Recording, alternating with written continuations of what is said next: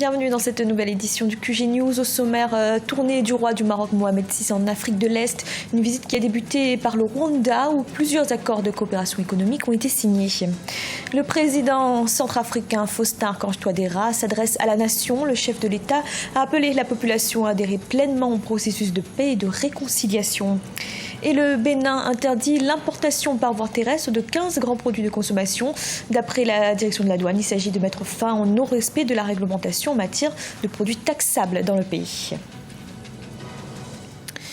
Le roi du Maroc, Mohamed VI, a entamé le 18 octobre une tournée en Afrique de l'Est. Première destination, le Rwanda.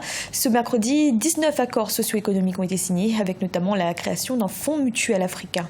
Reportage de notre correspondant Liva Djakotan et Ibrahima Djoumaba. Le Rwanda et le Maroc ont signé 19 accords bilatéraux ce 19 octobre 2016 à Kigali, en ce deuxième jour de la visite officielle de 72 heures du roi Mohamed VI dans le pays. Des accords qui sont plus axés sur le social et l'économie. Il s'agit surtout de la création d'un fonds mutuel africain de 300 millions de dollars, dont 50 millions destinés au Rwanda, et la construction de 5000 logements sociaux d'un coût de 68 millions de dollars, grâce à un partenariat des secteurs privés rwandais et marocains. On s'inscrit dans les plans de développement des pays. Quand on parle de logement social, ça s'inscrit dans le plan de développement du Rwanda, dans la stratégie qu'a mise en place le leader qui est le président Paul Kagame pour améliorer la qualité de vie des Rwandais. Donc on s'inscrit dans cette dynamique. Quand on parle de pharmacie, de laboratoire pharmaceutique, c'est pour justement que les Rwandais aient accès aux médicaments et ça rentre également dans cette dynamique de santé, dans la stratégie du pays. Donc c'est normal qu'on soit dans des dynamiques socio-économiques. Les relations rwando-marocaines se réchauffent depuis 2015. Le président Paul Kagame s'est déjà rendu 2 fois dans le royaume chérifien dans ce sens. La première visite du roi Mohamed VI en Afrique de l'Est et au Rwanda témoigne d'une volonté de rapprochement des deux peuples selon les autorités. Nous sommes des pays ambitieux.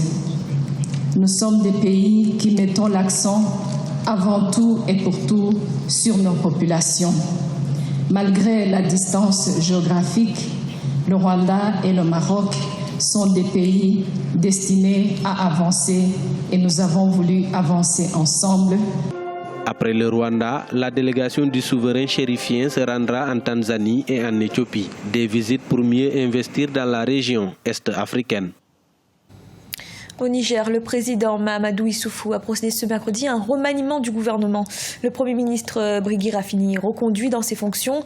6 nouveaux ministres appartenant au parti, le Mouvement national de la société de développement, qui a récemment quitté l'opposition pour se rallier à la majorité présidentielle, font leur entrée dans ce gouvernement de 43 membres. À noter également que Assoumani Massaoudo quitte le ministère de la Défense pour celui des Finances. Dans l'actualité également, l'appel du président centrafricain Faustin Archange Touadéra. Le chef de l'État s'est exprimé suite à l'attaque de réfugiés à Kaga-Badoro, dans le nord du pays. À l'issue de sa visite dans le camp de déplacés, il a exhorté la population à soutenir le processus de réconciliation. Siamlo Victoria Sedji. Le président de la République centrafricaine, Faustin Archange Touadéra, a appelé la population centrafricaine à la paix et à la réconciliation cette semaine. Après les affrontements dans la région de Kaga-Bandoro, dans le nord Haïti témoin, il est temps, selon le chef de l'État, de reconstruire la cohésion sociale, gage de la relance économique du pays. Le chef de l'État a invité tous les acteurs de la vie sociopolitique du pays à adhérer pleinement au processus de désarmement en cours. Le processus de DDRR national est donc un vaste chantier qui nécessite beaucoup d'investissements humains et financiers. Sa réussite fait appel à la contribution de tous les acteurs dans un esprit de confiance réciproque. C'est dans cette vision holistique que j'ai créé à côté de la coordination nationale DDRR, RSSRN, le comité consultatif et de suivi du programme national DDRR. Un organe qui comprend les représentants des pouvoirs publics, des groupes armés, de la société civile, avec l'appui de la communauté internationale qui nous accompagne depuis le début de cette crise. L'école a repris au cours du mois de septembre à Bangui, la capitale, et dans plusieurs villes de la République centrafricaine. Pour rassurer les populations, le chef de l'État s'est rendu dans plusieurs camps de réfugiés. Ces camps ont accueilli plus d'un millier de réfugiés qui avaient fui les violences lors de la crise sociopolitique. À Kagabandoro, plusieurs personnes ont été tuées, des maisons calcinées, obligeant ainsi les populations à se déplacer massivement.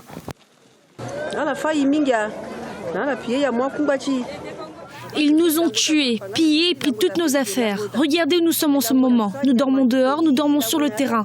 Cela n'est pas bien. Il y a des moustiques et nous dormons dans la boue. Nous souffrons. Nous n'avons pas de vêtements, comme si nous étions des étrangers sur notre propre sol.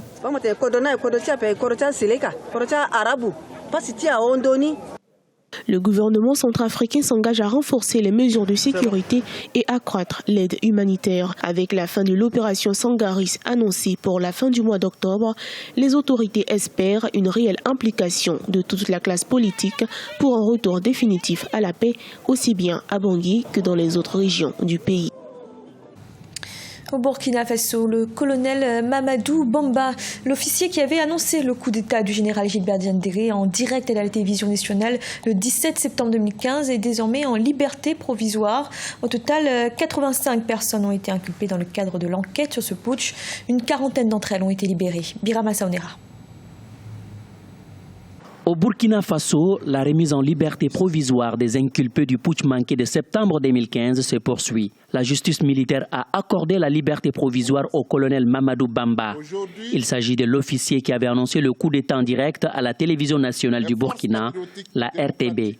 Dans la matinée du 17 septembre 2015, il était apparu en direct au petit écran pour annoncer officiellement la prise du pouvoir par le général Gilbert Diendéré et la mise en place d'une junte baptisée Conseil national pour la démocratie. Ça rentre dans une logique depuis quelque temps de libérer un certain nombre de détenus au nom d'une procédure qui aurait été très avancée où il n'y avait plus besoin, selon les avocats justement des inculpés, de les maintenir en détention. Mais du côté des juges, ils réaffirment le principe que la détention est une mesure, j'allais dire exceptionnelle, une mesure qui permet de garantir un certain nombre d'informations et quand on n'a plus besoin, on peut libérer du moins provisoirement les inculpés. C'est ce qui se fait actuellement, c'est diversement apprécié. Le médecin-colonel Mamadou Bamba, officier de l'armée de terre, reste toujours inculpé dans l'enquête sur la tentative de coup d'État. En rappel, il s'était rendu le 1er octobre 2015 à la gendarmerie et était depuis détenu à la maison d'arrêt et des corrections des armées à Ouagadougou, où sont inculpés les principaux accusés dans cette affaire. Le procès a annoncé pour, je crois, fin décembre. Le principal intéressé dans le dossier du coup d'État, c'est le général Diendéré. Et il y a également un autre inculpé dans ce dossier qui est le général Bassolé. Ces deux-là, pour l'opinion, on ne s'attend pas à ce qu'on les libère, quel que soit ce que le juge va dire. Et ça risque d'avoir un effet, j'allais dire, dévastateur. Parce que c'est les deux principaux protagonistes, les deux poids lourds du dossier, comme on dit. Les autres sont considérés plus ou moins comme soit des complices ou effectivement des gens ayant agi en connaissance de cause. Plusieurs officiers de l'ex-RSP et différents responsables politiques ont récemment été remis en liberté provisoire dans ces dossiers. Sur 85 individus inculpés, moins de 40 se trouvent actuellement en détention préventive à la maison d'arrêt et des corrections des armées. Parmi elles figurent les généraux Gilbert Diendéré et Djibril Bassolé, officiellement poursuivis entre autres pour crimes contre l'humanité, attentats à la sûreté de l'État ou encore haute trahison. Au Bénin, 15 produits de grande consommation sont désormais visés par une interdiction d'importation par voie terrestre. La note de la douane date de ce lundi 17 octobre. Cette mesure a été prise suite à un sondage du marché et à des opérations commerciales qui ont révélé une tendance baissière préjudiciable aux intérêts du trésor public. Reportage de notre correspondant Lefti Ounou, commenté par Siamlo Victoria Sedi. La douane béninoise a interdit la mise en consommation sur le marché de 15 produits divers par voie terrestre. Le directeur général de la douane, Pierre Claver-Tossou, l'a fait savoir aux structures et démembrements qui relèvent de sa compétence par une note circulaire en date du lundi 17 octobre 2016. Selon l'administration douanière, cette décision est temporaire et vise à mettre fin au non-respect des réglementations douanières en matière de valeur taxable des marchandises ainsi qu'au dysfonctionnement du contrôle afin de mieux renflouer les caisses de l'État béninois. Pour de nombreux consommateurs, cette décision favorise l'inflation des prix de ces produits et met à mal le panier de la ménagère. Cette décision, est-ce qu'elles sont vraiment objectives? Nous nous posons la question parce que est-ce que la douane a fini d'assainir le port de Cotonou? Est-ce que la douane a fini d'assainir notre aéroport? C'est des questions que nous nous posons. Et nous sommes en train d'apprendre que le PVI va reprendre. Nous nous inquiétons beaucoup pour les citoyens consommateurs que nous sommes parce que vous connaissez bien la situation actuelle du panier de la ménagère à Cotonou, au Bénin. Les produits interdits sont notamment la farine de blé, les pâtes alimentaires, les huiles végétales, les viandes et abats congelés, le lait, la sardine, les concentrés de tomates, les boissons alcoolisées, les chaussures et sacs chinois, les meubles et cuirs, les pneumatiques, le riz et les tissus. Allons-nous vendre pour subvenir à nos besoins?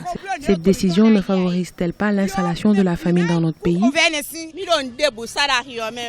Il y a de la mévente dans les marchés. La chute du Naira a aussi impacté négativement le commerce. Cette décision douanière vient empirer notre situation actuelle. Le Bénin n'a pas d'usine pour interdire la commercialisation et la consommation de ces produits. La hausse des prix des pâtes alimentaires était déjà effective. Avec quoi allons-nous nourrir nos enfants? Si le président de la République et les douaniers ne reviennent pas sur la décision, nous risquons d'investir les rues dans les prochains jours. Rappelons que la douane béninoise, par une note circulaire en date du 20 septembre 2016, a interdit l'importation par voie terrestre des marchandises hors CEDEAO. Ces décisions interviennent à un moment où le retour du controversé programme de vérification des importations PVI est annoncé au port de Cotonou. Ce journal a été réalisé par l'ensemble de la rédaction. Merci de l'avoir suivi. Retrouvez dans un instant une nouvelle édition de l'information.